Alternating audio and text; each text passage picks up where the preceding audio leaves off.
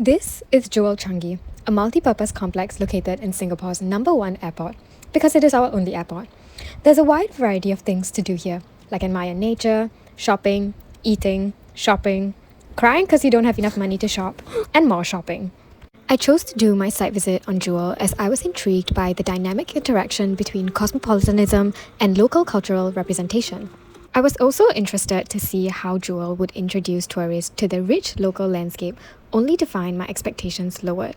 The first thing you'll notice about Jewel is that at its core, it's a shrine to neo-capitalist consumption. Do Singaporeans have no culture, or is their culture just shopping? A little harsh, but I understand where you're coming from. Profitability seems to take precedence over the promotion of local culture in Jewel.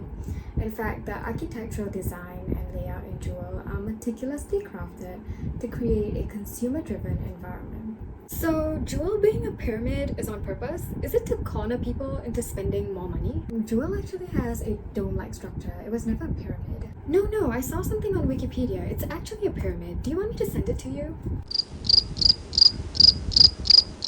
Jewel's apparent dome-like structure allows for a continuous flow of foot traffic, which in turn leads to the maximization of commercial activities. The interconnected pathways are designed to guide patrons through a meticulously curated retail landscape consisting of mostly well-known international brands.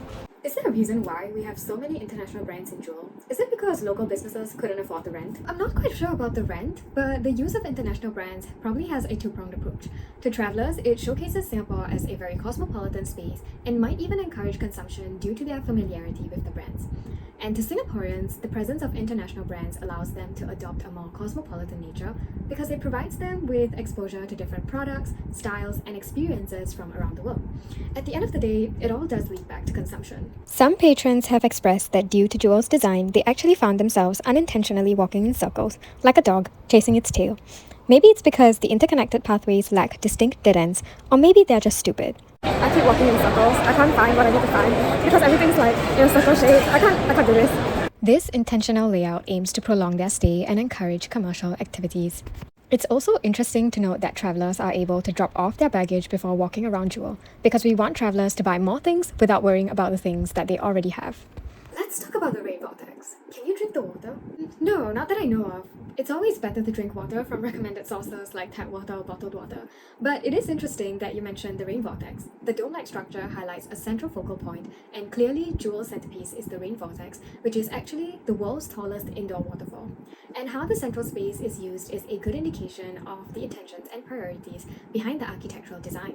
During my visit to Jewel, I found out that Mario and Luigi are actually historical figures in Singapore, and that Christmas was not a tribute to Jesus and holiday spirit, it's just a massive advertisement for Alipay. It's also fascinating to observe that on a Sunday, many Singaporeans are forced to be in the same space as migrant workers at the rain vortex.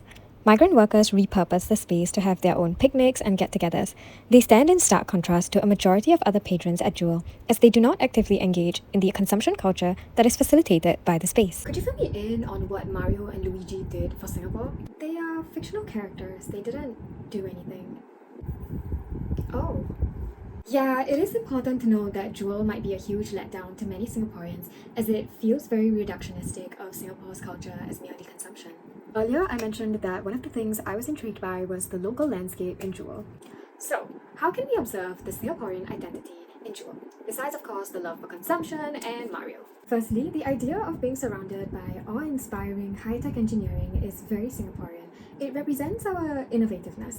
Clearly, there's also the idea of a garden city considering the manicured green space. It seems like Jewel's architect developed moral consciousness after cutting all the trees down to make Jewel, but it was too little too late, and so he decided to plant trees inside to make up for it. There's also Food Republic in the basement floor that showcases local cuisines and highlights Singapore as a food haven. But tourists aren't exactly going to the basement floors, are they? I suppose you're right. What do you think about the small Malayan statue that is part of a promotional exhibition for Alipay? Well, it can be seen as a tokenistic representation of the Singaporean identity.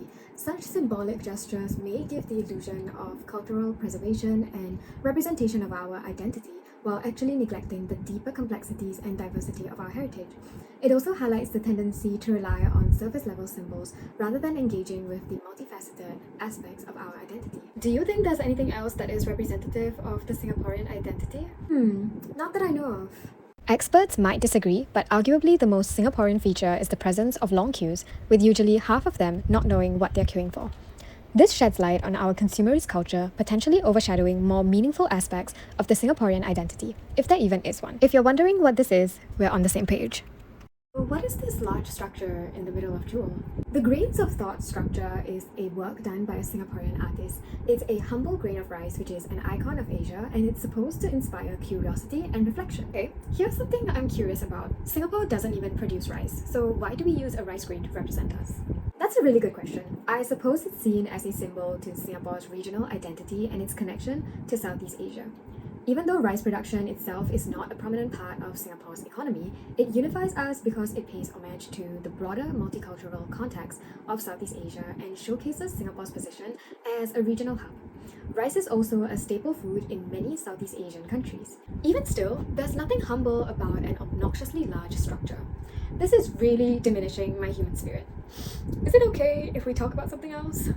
Personally, the display of the Singaporean identity feels extremely limited. It's been reduced to consumption, spending money, and long queues to spend even more money. It's a very strained tribute to our multiculturalism, our progress as a country, and just in general, things that a Singaporean would be proud of. I definitely had an expectation going into Jewel because it is usually the first time a traveller is introduced to Singaporeanness. Instead, what I realised was that there were hardly any structures that allow for Singaporeans and travellers to interact with one another. Everyone is in their own bubble doing what they came here to do, and usually that is to consume and take photos with Mario and Luigi. I've noticed a lack of interaction between travellers and Singaporeans in Jewel, which is ironic because there's so many of them there. Could you say that Singaporeans lack the convivial openness to interact with others? I'm not so sure about convivial openness. I think there are several different factors that leads to the lack of interaction. No, sorry, that was not a question. Could you say it down that lens? It's for the post-editing. Oh, okay. Some might even say that Singaporeans lack the convivial openness to interact with others. So what are some of the other factors that you were talking about?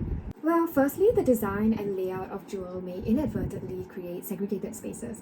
The presence of specific areas or attractions that cater primarily to tourists, such as international brands like Nike and Apple, can create a perception that certain parts of the mall are more geared towards international visitors.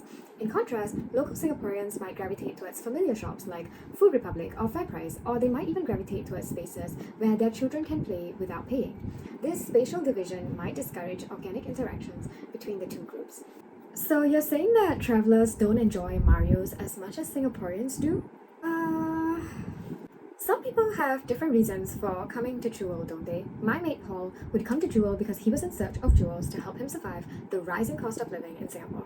Could it be that travellers and Singaporeans don't really interact because Singaporeans are too busy trying to find jewels? You raised a very good question regarding the motivations of people's visits. Oh, have I?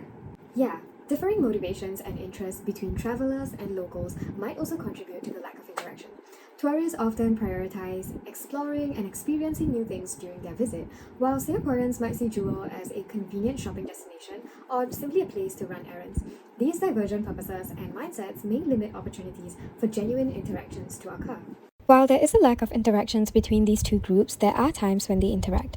First would be employees of retail shops. It's intriguing to note that there were times when some employees were nicer to travellers than Singaporeans. It was almost as if they adopted a more convivial nature when trying to be more cosmopolitan. Is it true that Singaporeans hate each other? I don't think it's fair to say that we hate each other. I suppose it's usually just that Singaporeans have a culture of minding your own business, and as a Singaporean, if you're too friendly to other Singaporeans, some might even think you're a financial advisor. At the Rain Vortex, I witnessed some foreigners asking some Singaporeans to help take photos of them. Before the request, the Singaporeans seemed really grumpy and almost annoyed with the crowd, but after being asked, they adorned a smile and helped them with their request. Is this like the time my ex-boyfriend pretended he was okay with paying the bill on the first date when actually he wasn't? If you're asking me whether the Singaporeans were genuinely happy to help, I actually think most of them are. I'd like to believe that there are still some genuine souls out there, but I suppose one could also argue that the Singaporeans adopted a more convivial nature when interacting with travellers. So not like my ex-boyfriend. Through this episode, I've brought you through consumerism, the Singaporean identity, and interactions between Singaporeans and travellers in Jewel Changi. Will we eventually get better representation, or will we remain reduced to this? I don't know, and neither do you. But whatever happens, it'll happen right here in Jewel Changi. And with that, I've come to the end of my site visit.